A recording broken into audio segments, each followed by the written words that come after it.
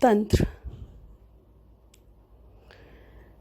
के बारे में आज हम बात करेंगे। मैं माया त्रिशूल, गुरुदेव गुरु माँ और माँ प्रभु की दिव्य शिष्य आप सभी को एक बार फिर से कहती है जय माँ प्रभु। आज हम तंत्र के बारे में बात करेंगे। तंत्र सुनकर किसी को भय होता है, किसी को प्रेम और किसी को कुछ समझ नहीं आता है। 3 श्रेणियां हैं लोगों की, लेकिन हम तीनों में से किस में हैं, ये जानने का प्रयास किया है कभी आपने? तो आज हम जानते हैं कि हम तीनों श्रेणी में कौन सी श्रेणी में आते हैं।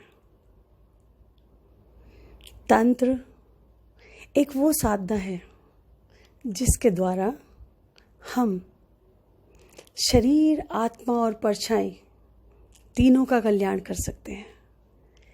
प्रार्थनाओं द्वारा शक्ति तो वही कार्य करेगी, हम तो सिर्फ माध्यम मात्र हैं। लेकिन इन तीनों की शुद्धि और सिद्धि के लिए हमें तंत्र का मार्ग चुनना ही पड़ता है। और जब भी हम इस मार्ग पर चलते हैं तो हमें शिव दिखाई देते हैं अपनी शक्ति के साथ। उसे ही हम महाकाली और महाकाल का स्वरूप कहते हैं, जिसमें कभी गण है तो कभी भण, कभी भैरव है तो कभी लंकड़। लेकिन सभी एक शक्ति से जुड़े हुए हैं और कार्य करते हैं।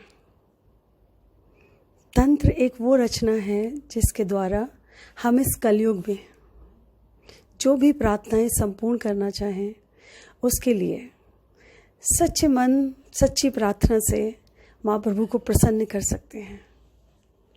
जैसे हमारे जीवन में एंटीबायोटिक्स काम करती हैं किसी भी चीज़ को ख़त्म करने के लिए, और उसका कोर्स 5 दिन, 7 दिन या 3 दिन का होता है, उसी तरह से तंत्र का समय भी इतना ही होता है, कुछ कम कुछ ज़्यादा।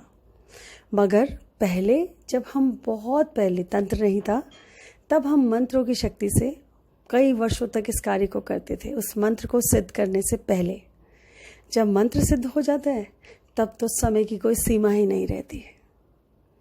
तो तंत्र के लिए इन 3 श्रेणियों में आपको कौन सी श्रेणी में रहना है, इसके लिए सबसे पहले आपको तंत्र को धारण करना होगा। इस बात से कि इसमें भय नहीं है, इसमें माँ प्रभु का प्रेम है, इसमें सिर्फ एक रचना है जो एक नई रचना थी।